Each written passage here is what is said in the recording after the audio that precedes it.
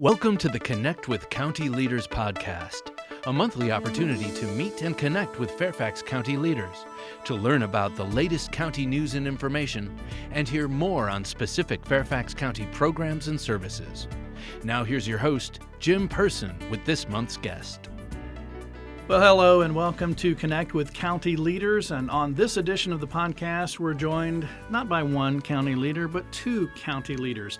Fairfax County Executive Bryan and Hill, who's with us every other month, along with a special guest, Dr. Scott Brabrand, Superintendent of Fairfax County Public Schools. Gentlemen, welcome to Connect with County Leaders. Thank you, Jim. Glad to be here. Appreciate you having me. Absolutely, Mr. Hill. Jim, do I get December? Because you know how this is going to start.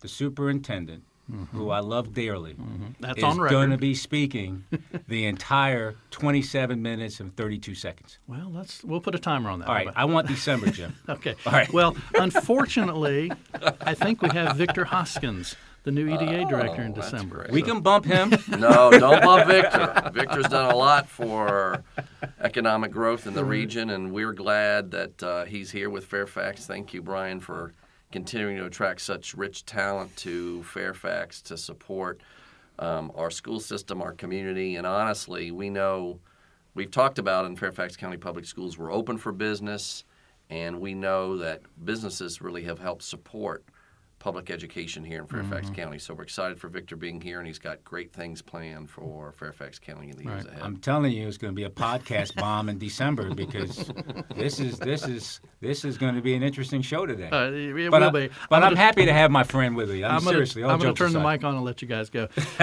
We've got 5 topics we want to talk to if we have a chance. We want to talk about the budget, talk about strategic plan, One Fairfax, Census 2020, and the winter is coming up. So I know that's a lot to cram in. If we don't get to some of them, we'll have you back. We'll do a two-leader podcast again. But let's talk budget. You kind of mentioned Economic Development Authority, economic business, bringing economic vitality to Fairfax County. I was looking at the Fairfax County Public Schools website, and I think it said something about approved budget of $3 billion with Fairfax County funding approximately 71% of that. And then Fairfax County's budget, a little over 50% of the county's budget goes to the schools. How does that relationship with schools and county budget, how does that work? Well, I'll tell you this. It works very well now that we have the Superintendent Scott Brabrand in the seat, and we talk continuously, if not daily or weekly. I mean, we're always on the phone, email, and texting. We talk a lot about where we're going to go into the future. It's great to do what we do now, but how do we position the school district and the county 30 years from now? Because, when Scott and I are gone, we want to be able to look at this place and say, we've done a great job getting us to where we need to be. Earlier, Scott mentioned Victor Hoskins, a great person who came on board from Arlington County. He has started to unravel certain economic interests that will benefit the schools and benefit the county. He is looking forward to regionalizing a lot of things. Yes, Fairfax is still the number one thing on his mind, but we all understand that there's a regional approach that we have to take. Superintendent Brabrand and myself, we talk about the regionalism, but we also talk about the budget. 52% of our county budget goes to the school district because we have what we consider a premier school system. And business needs premier to attract business here to the county. It makes perfect sense for us to have a great superintendent, a great school system, and we do have 9 Fortune 500 companies right here in Fairfax County. Mr. Hoskins and I have talked last week. We plan on announcing, he plans on announcing some new jobs coming in, which will then benefit Fairfax County schools because it's all about our property rates. We can do certain things with our ability to raise money to ensure that they have a good budget. But again, we're in a Dillon Rule state. A lot of things that we're working on the periphery are with the General Assembly. But Superintendent Brabrand has done an excellent job, and I couldn't ask for a better partner. Well, thanks, Bryan. I think Bryan has set the tone for an unprecedented level of collaboration and cooperation between the county and schools. The budget is always an issue of interest in the community. But sometimes it's been focused more on confrontation instead of collaboration. Bryan has really set the tone early on. We do communicate regularly. We don't always see everything exactly the same. Bryan has a very difficult job in trying to balance all of the demands for resources that are asked for in Fairfax County on behalf of Fairfax County government and in the school system, while continuing to have a quality of life and a structure that attracts businesses to want to come here. And so there's a lot of demands to balance. I do appreciate we've had 2 years of a fully funded budget. That's the first time, frankly, in decades to have that kind of support. And he mentioned Victor, and I think one of the things Victor is doing, too, for economic development is saying collaboration and cooperation. Before, the idea of competing against one another or pitting an us versus them, whether it was schools in the county or Fairfax versus another region, we're in a larger map of really competing against London and Singapore. Our school system is competing internationally, not just locally. Our county government, about attracting businesses and keeping them and creating a place where talent wants to come and stay. So we're in an international competition, not a local competition, and we've got to be collaborating locally. That, I think, is the new way here in Fairfax, and Bryan has set the tone early on and continues to. We'll have our ups and downs, I'm sure, like any set of collaborations do, but frankly, I believe that we really have had a strong foundation, and I expect it to continue in the years ahead. The two of you were hired roughly around the same time. That helped, both kind of coming on board? You know what helped? Doug Powell. And you don't know who Doug Powell is. Doug Powell is the James City County General Manager for Service Authority. He takes care of the water in James City County. He gave Scott my cell phone number, and Scott was the first person to call me when I was appointed. After I left Fairfax, Scott called me that evening and said congratulations. So Doug Powell went to school with Scott. So the degrees of separation in my world, maybe 1 or 2. It's never 8, you know. And the first moment that Scott said congratulations, I said, what have I got myself into? And we started laughing. Because, you know, coming in as a superintendent or coming in as a county executive, you don't know who's who. He has had an opportunity to be here before he left and came back, so he had the lay of the land. I had to rely on him of telling me some of the institutional knowledge that I needed to know before I made a decision, not because he needed X or Y, but he wanted me to ensure that we were successful together. And that was something I heard early on, and that is something we're going to continue. And like Scott said, we don't always agree on everything, but I'll tell you this, you will never hear us argue with each other. You'll never hear us fighting with each other. You will hear us laughing a lot, but we will get to the yes. And whether it goes to the right or to the left, at some point, we're going to be somewhere right on point saying this is where we need to go as a collective whole. And this is all we're trying to do in Fairfax County with our strategic plan, with the superintendent, with regionalism and economic development. What you did 30 years ago is great. What we're doing today that will affect the next 30 years is most important because you cannot do it the same way. And Scott brings that thought process as he goes forward in his world in education. And I love what he does. I mean, I sit back and I chuckle at times. I text him and say, did you really mean to say that? And he'll say, yes. Okay. I'm like, okay, good, we're good. But it is about bringing everybody together and cross-pollination and how do we move it forward together.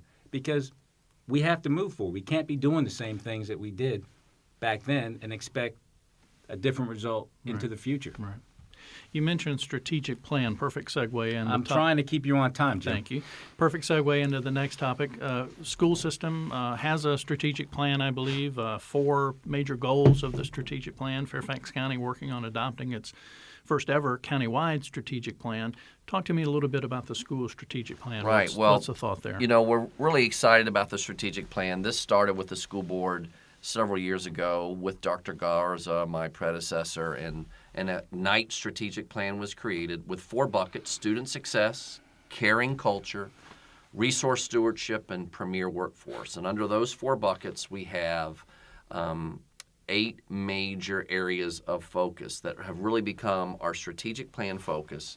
One of the things I did is we had a great strategic plan, but we needed to prioritize it. So we really prioritized into these 8 subcategories. And for all of those areas, we have targets and metrics. A strategic plan is not going to have an impact unless there's an accountability piece. And what we've been doing, frankly, is using the strategic plan to drive our budget request. One of the things for each of our 4 goals that we report on to the school board for the first time this fall, we will do the reporting of the goals prior to the superintendent's proposed budget in January. Because great organizations have to have a strategic plan, have to measure what they're trying to do with what they've actually been able to do, and then their budget process should be driven around the measurable outcomes or lack thereof from the plan. Did our plan work? Did we reach our intended outcomes? And I'm really excited because I think we're preparing in partnership with the school board to have more transparency than we've ever had before about how we're doing as a school system, and more transparency about what are the strategies that are going to make sure that we maintain the status as a premier district. And frankly, not just as a premier school district, but as the flagship school district, not just for the Commonwealth, but for the country and really across the world. People know all around the world about Fairfax County Public Schools, and how do we keep it that way? And part of what Bryan said is it's continuing to think outside of the box. A strategic plan is about looking at things that we did in the past and retaining those that still make sense for today and for tomorrow. But it's also about out-of-the-box thinking. How are we going to do things differently to deliver education services to kids? And I will tell you one thing that Bryan has done and the school board and the board of supervisors has made happen. We've got to continue to bring talent here, including teacher talent. We had fallen behind in the marketplace with teacher salaries. And through Bryan's leadership with the school board and board of supervisors, we've really finished the work on a multi-year plan to get our teachers back to being market competitive across their entire career salary. And that's exciting. And if you bring the talent in, the first thing that matters in a school system is the quality of the teacher in the classroom. So we've had a focus on that, and it is beginning to pay real dividends. Well, you mentioned premier school system, Fairfax County Public Schools, the 10th largest, I believe, school system in the United States, almost 200 school centers, more than 188,000 students, 200 languages spoken throughout the school system. Amazing. But Mr. Hill, a lot of things that Superintendent Brabrand talked about, strategic plan, I'm like, wow, I'm hearing that same thing, Fairfax County. It ties into the budget. There's measurement, those kind of things. Well, yeah. Fairfax County has historically been the leader in the region for everything. We have built up an economy base that is basically a strong, vibrant economy. So the question and my thought was, how do we continue to have that strong base, and how do we continue to move forward and think bigger and bolder? And that's why we came up with Shaping the Future Together. Superintendent Brabrand and his team have been a part of every step that we've done with our strategic planning process, and I'm going to continue to ask him to do that. Even then, and you know what we do here in the county, we'll take a person in economic development and put them in parks and culture and recreation on our strategic plan list, because we want people to understand when you make a decision over here what it means somewhere else. And that thought process, we got over 100 people looking at things a little differently, and they're not the upper management, they're the lower group of individuals. I shouldn't say lower group, but younger professionals, some older professionals, but not directors or assistant directors, a level below, who are now seeing when they make a decision in planning and how it affects not only zoning, but economic development, the budget. When we have people understanding all these, how things intersect, or at least know where to go to get the question, it makes our bureaucratic process less bureaucratic. And superintendent is right. When you have goals and you are allowed to use the budget to drive your goals, or the goals to drive your budget, our team knows where we're going. It's a roadmap for success. efficient government, efficient school operations, strategic plan tying into the budget, are we looking at efficiencies of school system and county personnel, systems, things we use, et cetera? How is that working? Well, I believe so. When I look at facilities and maintenance and just the expansiveness of what we have, something as simple as a school bus. We're looking at electric vehicles and how we can work together to get more electric vehicles on board that will then generate electricity for Dominion, so hopefully we can negotiate to reduce our rates here. That's something Scott and I are working on the side. Nobody knows about that until they listen to this podcast, okay? Cat's out of the bag. All right. Can I edit that? No, I'm just teasing. So that's one thing. Then when we look at our data centers, we're looking at collapsing and consolidating things like that because everything's becoming cloud. Mm-hmm. So why are we using all that space for data centers and storage, which allows me then to look at about 150,000 square feet of lease space that I can move back to the government center, efficient, effective. Mm-hmm. That funding could be used on several things. I can continue to move my MRAs up. Sorry. That's market rate adjustments. You always get me I with remembered from the last time. Ah, jeez. I can look to do some new creative technology enhancements for all of our employees. I can spruce up buildings, but I'm not using that as part of the base because these are the things, the capacity building that we're growing with our strategic plan. Mm-hmm. So I am really trying to garner the capacity to do other things as well as look at the growth. And our budget is dictating what we do with our goals. And the Board of Supervisors are telling us these are our goals. Mm-hmm. I'll say this is the budget. They say go, we go. But then the creativity below to allow for the capacity building to go forward. There's two things I'd say on the school system side. Part of our resource stewardship, we have an indicator through something called WABE. It's a Washington area look at all of the school systems and their price per student or their cost per student. Okay. We have a strategic indicator to stay within $1,000 on either side of that market average for school system cost. Fairfax has never been at the top. We've really been in the middle really for the last several years. So we're trying to make sure that we're delivering a system of excellence, but also checking what is our cost per kid and comparing that to other systems in the Washington area. Mm-hmm. We have been competitive, and we plan to maintain the competitive piece there when it comes to cost because folks want a great system, but they want to be sure we're doing it as efficiently. But they want it as cheap as possible, right? The other part that we're doing in our strategic plan is we're doing something that businesses have talked about for a long time, which is ROI or return on investment. Right. It's just starting. We have a ways to go. It's a new way of trying to do business in the school system. But it is saying for X amount of dollars that I invest in a school or department, what is the measurable return through an indicator either in our strategic plan or closely tied to an indicator of the strategic plan?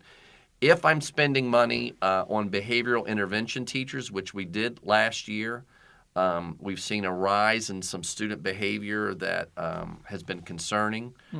Kids coming in with more trauma experiences and how to deal with that as early as elementary school. So we've hired some additional what we call BIT teachers, behavioral intervention teachers. What's the return? Are we seeing a decline in discipline referrals?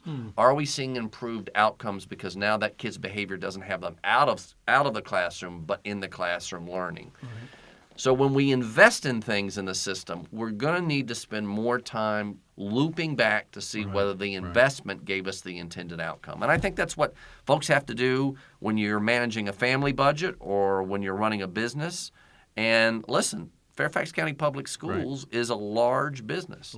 Not everything can be taken from the business world to be applied to education, but we believe there are more principles like ROI that we can do, and certainly strategic planning that businesses have done for years and years. And I'm glad to be a part of a school system and now partnering with the county, really, to have a unified approach to strategic planning that I think is going to pay great dividends for the future here in Fairfax. Right.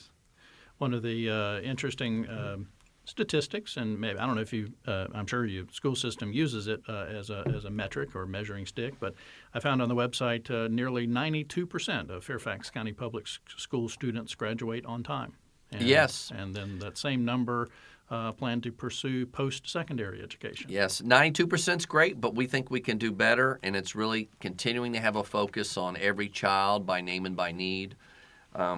We still have work to do with graduation rates. Some of it is really around some of our second language learners who come, and you're trying to learn a new language and learn all 13 years of American education, sometimes in a very brief period of time. So we still have some work to do on it, but we have one of the things we've done in the school system that's related to the strategic plan is turning our meetings, which everybody has meetings in And we love them.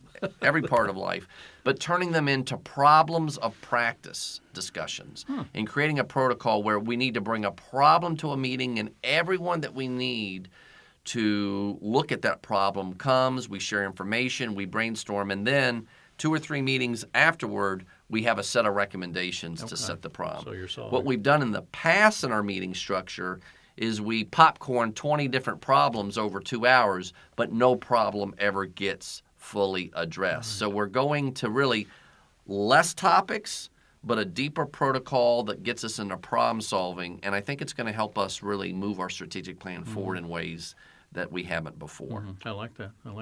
And you talked about the students speaking multiple languages, and that ties in beautifully to our next topic we want to talk about, which is One Fairfax.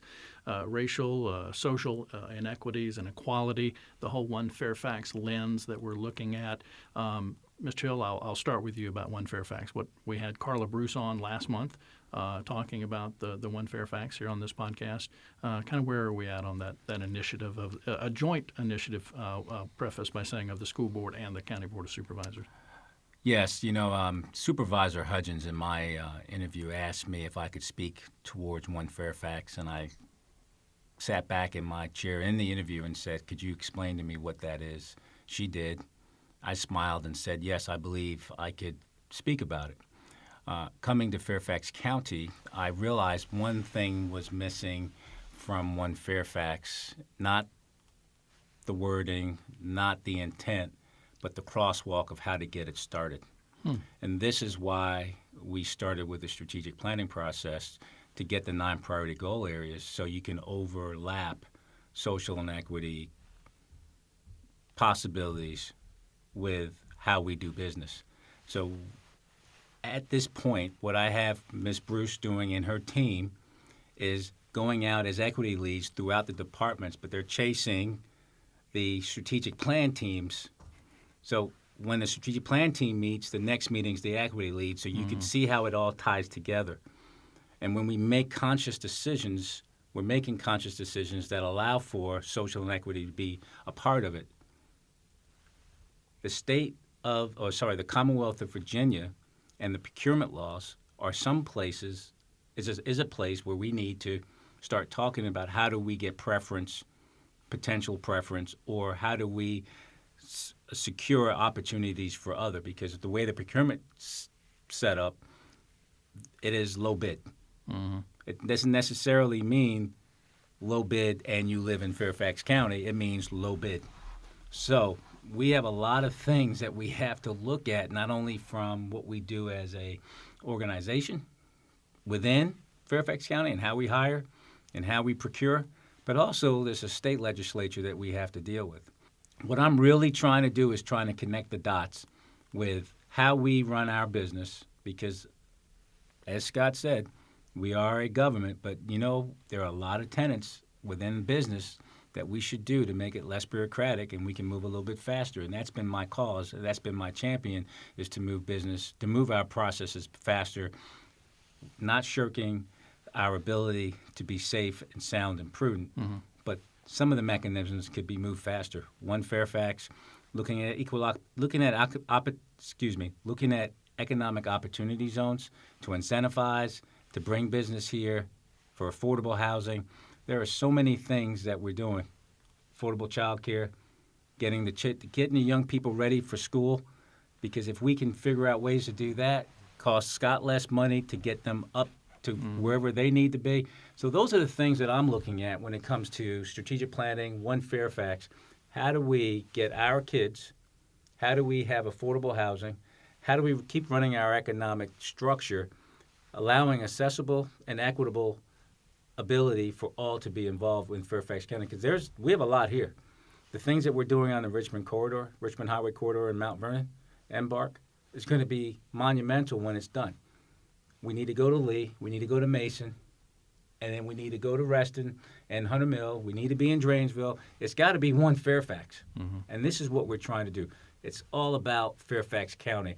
But then we look at the region, because now we're getting a lot of talk about One Fairfax regionally and how we're doing it. And people are looking to see and making sure that they can do what we're doing here in Fairfax County. And what's even more fascinating, I was walking through the Atlanta airport, just gave a speech, and I saw the fire chief from Atlanta there, and he's talking to me about One Atlanta. And I kind of chuckled. I said, Chief Slaughter, we've started One Fairfax in like 2016, so your mayor has basically took One Fairfax and made it One Atlanta. Right. He said, wow. So Chief Slaughter in Atlanta, Chief Butler, Fairfax County, are talking about how to implement One Fairfax within their structure. It's a tough thing to do, but as Scott said, we have 160 different nationalities. We have 1.2 million population in Fairfax County. 9.7% is on the poverty level. We have to do things to ensure that we can continue to grow and continue to nurture and continue to making sure that this is all about Fairfax County and the people that live here. What I would say is One Fairfax for me, and I think for all of us in Fairfax County Public Schools, is really around trying to reach every child by name and by need. Do we have the supports and services to make sure any kid can come into this school system and experience student success, which is one of our 4 pillars in our strategic plan? Some students need more supports and more services to have that success. And the reality is, to deal with achievement gaps, which still remain in Fairfax as they do in other school divisions, they need to be addressed. We need to continue to work to address achievement gaps.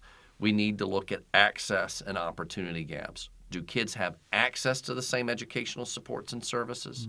That includes pre-K, which has been one of the issues that we've been collaborating with the county on.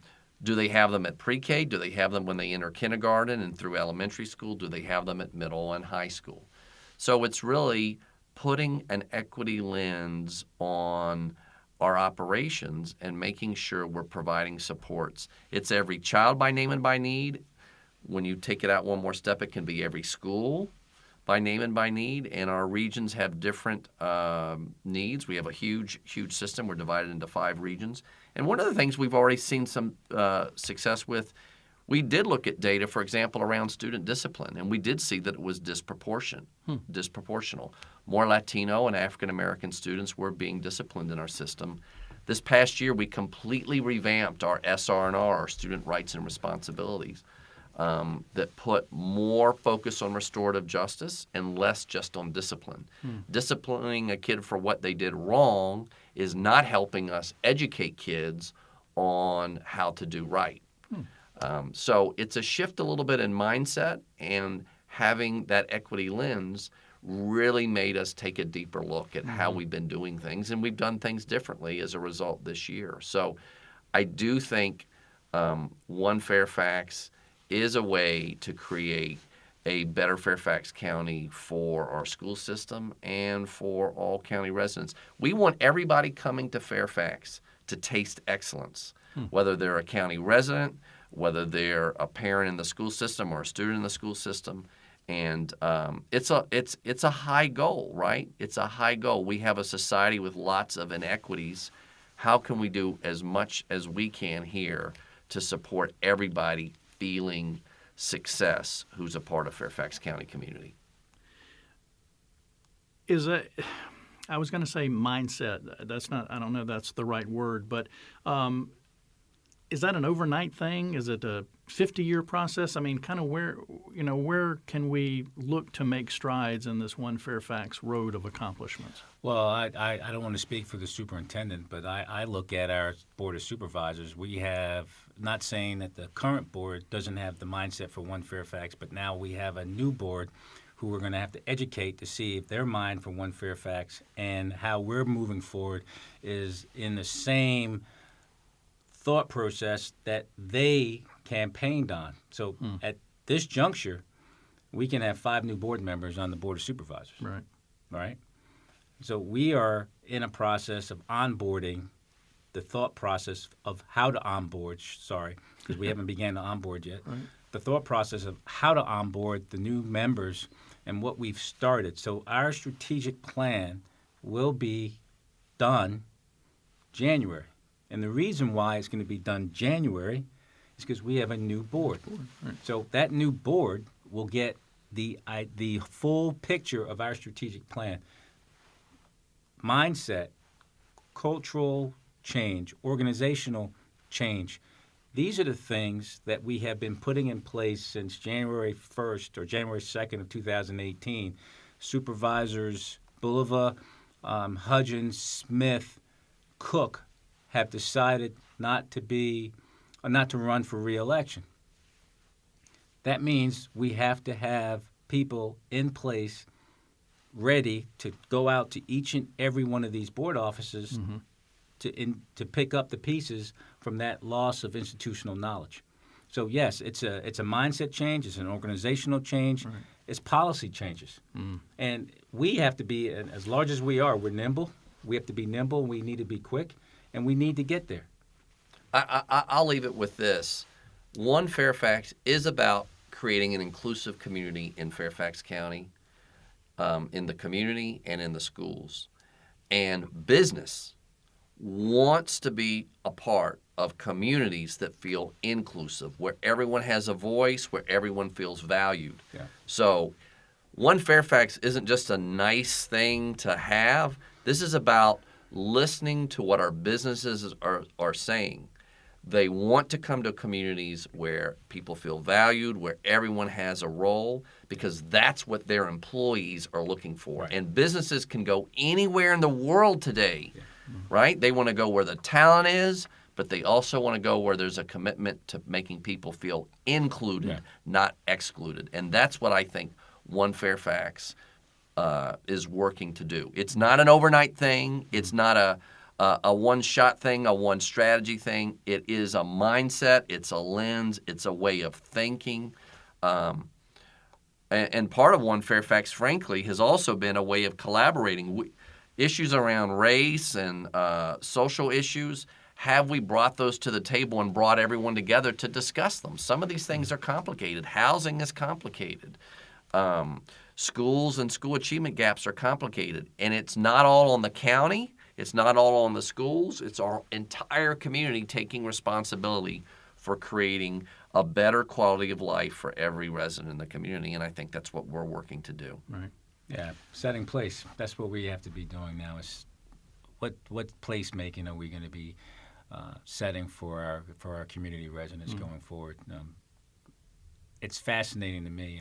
I spent a lot of time speaking to businesses with Victor Hoskins, as well as on my own, and we kind of dialogue and get back. But the big thing is, what will bring a business here? Fairfax County's name will bring them here, but we also need to understand all the things below that name and what makes Fairfax County.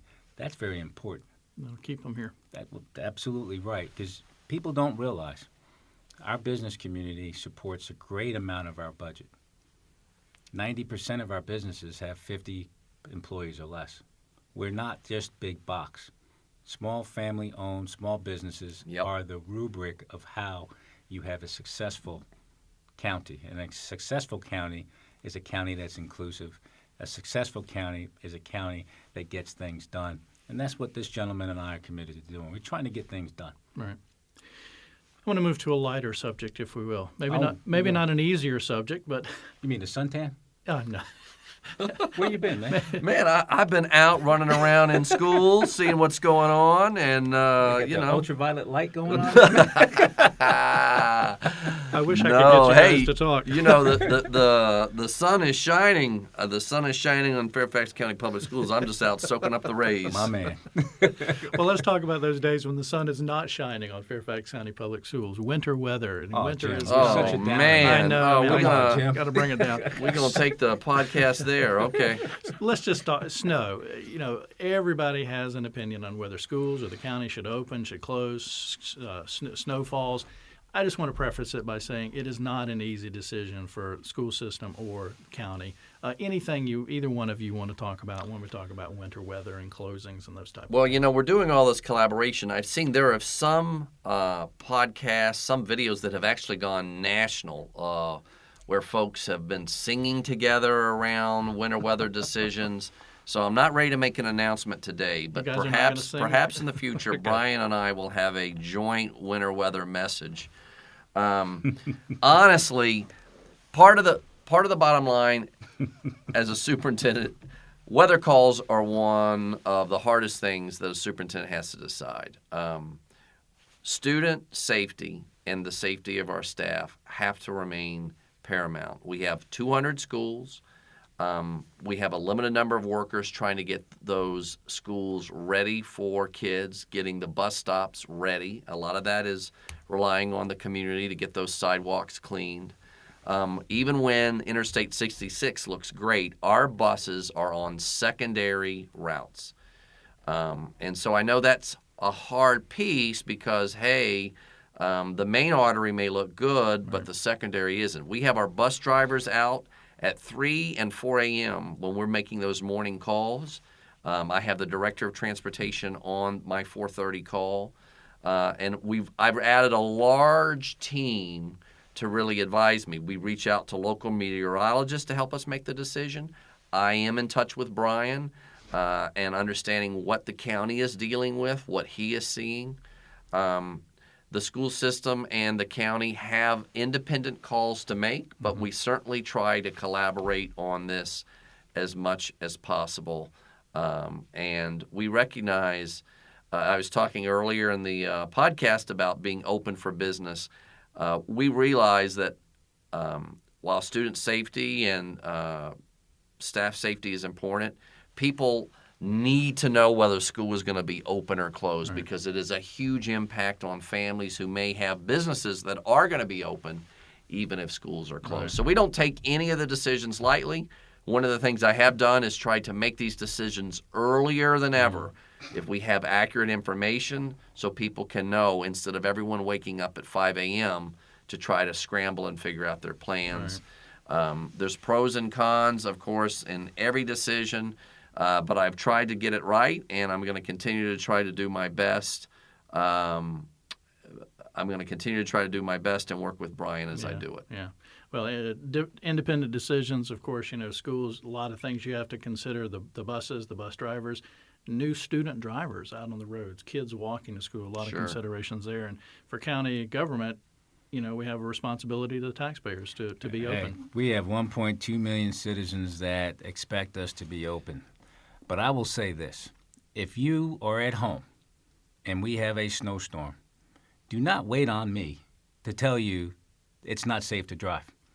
You should know that as well as I know that. My responsibility is for you to be safe. Okay? That's first and foremost.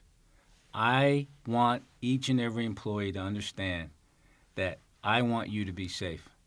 However, if we deem the roads to be safe and acceptable, we have to be open for government. We have to be open for business. It cannot be predicated on the superintendent and the school district. This is why we talk. At 4 o'clock in the morning, I get a text from Dave Rohr saying, "Hey, boss, are you up?" Well, if I respond, I guess I am, right? Been up, yeah. So Dave and I are chatting at 4 a.m. in the morning. Sometimes Scott's 5 o'clock, and we make a call. We're doing it to ensure that our people getting into work are safe. Now, we do have a lot of people that work outside of Fairfax County. So, for instance, I'll give you an example. All of Fairfax County is clear. Loudoun had 4 or 5 inches. Kathy Spade sent me a text of her front yard. I looked outside of my window. There's nothing out there. So we have a 409 square mile area that we have to be consistent with, and same with the superintendent. Mm-hmm. There are times where a portion of the county gets hit and the other portion doesn't, and there's nothing going on down here, and people are like, well, why'd you close county government? My big thing here is this. I'm going to be, I want everybody to be safe, and if we open government and you can't get in because you feel it's not safe, please take care of what you need to take care of, because that is the most important thing. Your family's first. Right. But again, if my guys tell me that we could get in, I'm going to be opening government. Right. And you mentioned Dave Rohr, just want to say, Deputy County Executive for Public Safety, and Kathy Spage, Director of Human Resources. So I just wanted to clarify those for people listening. Yes, sir. One of the things just on that, and I'm glad Bryan brought up the regional piece, Fairfax County itself is so large that in a sense we can have different weather experiences going on within Fairfax County. Right. One part of the county in the east, it may be dry or it may have been mostly a rain event, where in the western part our schools have 2, 3, 4 inches of snow. People go, oh, well, why can't you just open one region and not another? And here's a piece that's important. Many of our school boundaries and our school transportation routes cross the region, go east to west or north to south. It's not all neatly compartmentalized. And it's important, I think, for folks to know in weather that there's great variability, not just in the region, but also within the county when we're making decisions. Jim, can we move on to the next topic? Because I'm not touching that one anyway. I think we're done with that one. Yeah. Yes, we are. I think we are, and we're about out of time, but I did want to give each of you the final word. Anything that you wish I had asked you to talk about, anything else you want to leave our listeners with? Dr. Brabrand, we'll start with you, and County Executive Hill will end it with you. Well, I think I would just want to say thank you for having me on this podcast. I think, as I understand it, this is the first time a county executive and school superintendent have been together in one of these. And to me, this is just par for the course of the unprecedented collaboration and cooperation that exists between Fairfax County Public Schools and Fairfax County government. And this county executive, Mr. Hill, is committed to collaboration and communication. And I see him developing a vision for the future with the Board of Supervisors that's going to bring even greater success to Fairfax County. And I know that great success for Fairfax County is also going to mean great success for Fairfax County Public Schools. So it was great to be here today, and I look forward to another opportunity to come on another time. Well, Scott, thanks for those kind words. And yes, it's all about how we shape the future together. And Superintendent Brabrand and I are really working diligently with our Board of Supervisors to do that. Before I close, I want to say thank you to Supervisor Hudgens from the Hunter Mill District, Supervisor Cook from Braddock, Supervisor Linda Smith from Providence, and of course, Supervisor Sharon Bulova, the chairman of the board. They took a chance in me. They hired me. They are now leaving me. Hopefully that's not something that I need to worry about, but we'll see. But I just wanted to say thank you to the four of them for their guidance and wisdom during this past 2 years. I do believe I'm coming on again in January, so I won't be able to say it in the next podcast because you have Victor Hoskins there, which I might bomb that one. You might have to come in. I might have to bomb that one. But again, working with this superintendent, working with the Board of Supervisors has been absolutely phenomenal. And I have to say, the staff at Fairfax County have been top-notch in our strategic plan process. Countless nights, countless community meetings, people talking about it, people working towards it. You know, this is what good government is. Mm-hmm. This is how we do our business. And if we don't strive to be the best, that's something that our residents should anticipate and should expect, and that's what I want to put forward. Okay. Yeah. Thank you, Jim. Sure, absolutely. Thank to both of you, gentlemen. We talked a lot of topics today. A lot of the information can be found on the school's website, fcps.edu, as well as the county government website, fairfaxcounty.gov. Any of the topics we talked about there, just do a search on those and get more information. So, again, thanks to you, Fairfax County Executive Bryan Hill, Dr. Scott Brabrand, Superintendent, Fairfax County Public Schools. And thanks to you for listening. And be sure, again, to join us again next month on the Connect with County Leaders podcast as we chat with another Fairfax County leader. This has been the Connect with County Leaders podcast. To listen to other great Fairfax County podcasts, visit fairfaxcounty.gov/podcasts. And for additional audio content, tune into Fairfax County Government Radio at fairfaxcounty.gov/radio. For more Fairfax County news and event information, visit News Center online at fairfaxcounty.gov/news. You also may call 703-FAIRFAX. That's 703-324-7329. Weekdays between 8 a.m. and 4:30 p.m. Or email publicaffairs@fairfaxcounty.gov. The Connect with County Leaders podcast is produced by the Fairfax County, Virginia government.